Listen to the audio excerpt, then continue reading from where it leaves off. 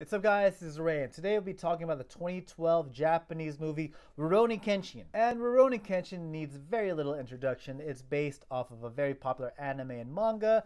It's directed by Otomo Keishi, who's directed some of the best anime adaptations to come out in recent years. And it stars Sato Takeru, one of my favorite comic writers, and also Takemi. And this movie has a lot of big stars in its cast. You have Aoyu, you have Kagawa Teruyuki, you even have Ayano Go when he was still kind of leveling up in his acting chops and in his filmography.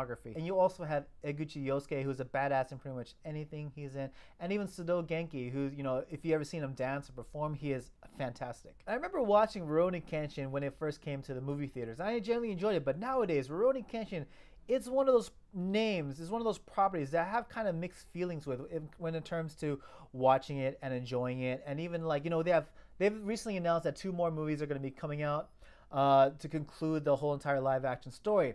And I have kind of mixed feelings about it because if you've heard the news, then you might have heard that the author of Rurouni Kenshin got caught doing some bad stuff. And yeah, it's just Rurouni Kenshin is one of those works where I just kind of feel disheartened when when it comes to showing my support. I don't know if I'm probably gonna watch the movies when they come out, the new movies when they come out in the theaters, just because I dig the director Otomo Keishi.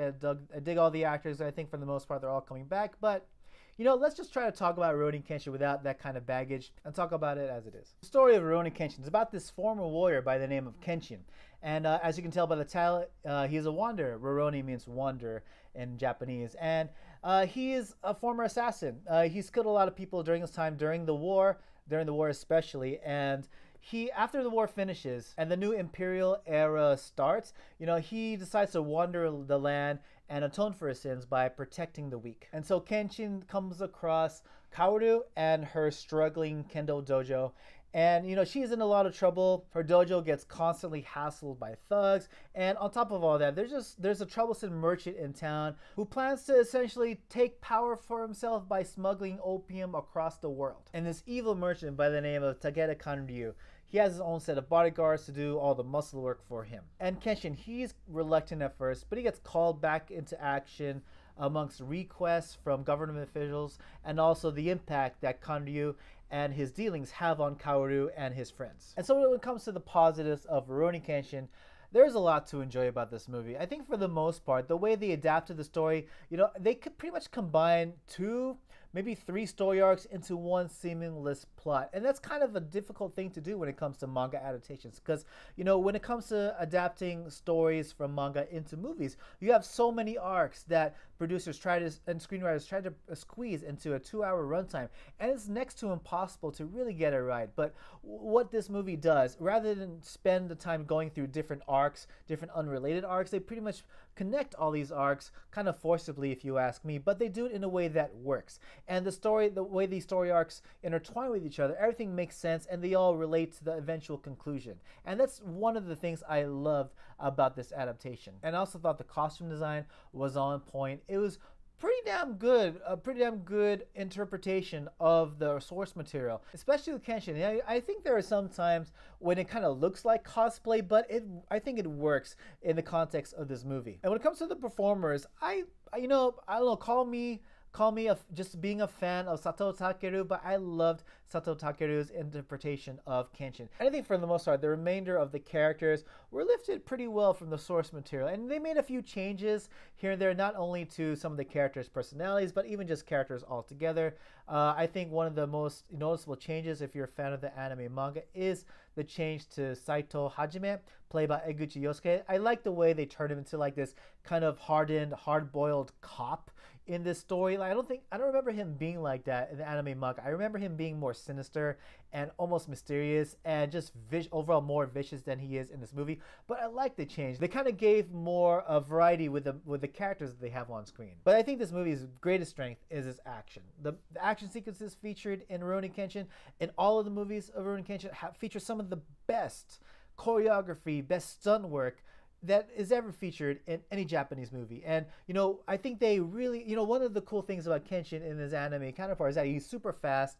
You see him running and dashing all over the place, and they captured it very well in this movie. And they didn't make it seem too cartoonish or anything like that. It still felt very realistic. Like you can kind of imagine a guy dashing at that speed. But, at the same time, they do make it very visually superhuman, and to the point where it's so cool. Like it almost as if he drifts when he runs, and he kind of curves as he's dashing through enemies and slicing bad guys left and right.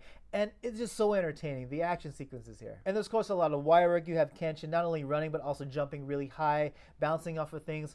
But you also get really dynamic uses of slow motion to really make you feel each time a hit is landed. And also you have Kagawa Teruyuki. I think Kagawa is one of the best bad guy performers ever in Japanese cinema. I mean, just look at his face. He has a naturally scary face, and whenever he plays a villain, he always performs excellent. I think with this performance as Takeda Kanryu, he intentionally hams up a lot of just everything that he does. I think his character is intentionally, made to be hammed up. Here he is throwing money in people's faces as a typical villain would. But the way he does it with so much flair that it's so fun to watch. And when it comes to the negatives of Rurouni Kenshin, there aren't that many.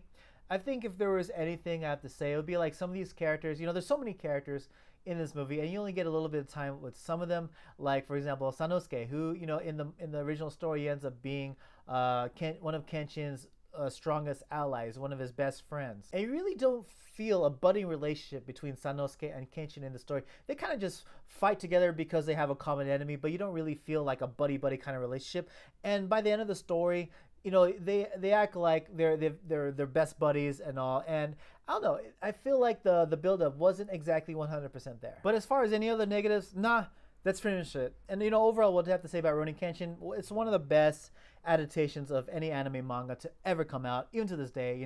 Baggage aside, this movie was excellent and entertaining, and I loved it. Like, I definitely recommend it 100%. If you want movies with really exciting action, a movie that took its source material, not only adapted it, but also made it work for what it needed to be. It made a multi-arc story work in a movie with about a 2-hour runtime. And you have an electric cast. Sato Takeru was excellent. You have a lot of big stars, all of whom delivered in every single scene that they were in. And the final fight, the final confrontation was great. I mean, you have Kenshin running through hundreds of other warriors. That was a fun fight. But then you had the confrontation between Kenshin and Jinye, and that was a lot of fun.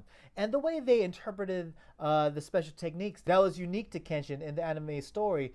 They made it so to the point that where it wasn't as cheesy. Like, usually when it comes to not only anime, manga, but even games, when they're doing their move, they scream out the name of their special technique. But in here, they don't do that. They kind of say the name of their technique after the move has been done, or even before in some cases. But they don't make it feel out of place. But admittedly, they do kind of dive into some tropes where there's some exposition going on, where a character has to explain his technique as he's doing it. But they don't do it as often as what you would see in an anime. And this movie hits as a good redemption story. I mean, when you first meet Kenshin, you see his backstory. He has a lot of baggage to him. He has a very dark past, and you can tell he's regretful about all the sins he's committed, with all the people he's killed. And you really feel like this is a story of a guy who's just trying to redeem his past and try to atone for everything he's done. I felt the way that they portrayed this arc was very well put together. I think what really made it hype was the excellent soundtrack also,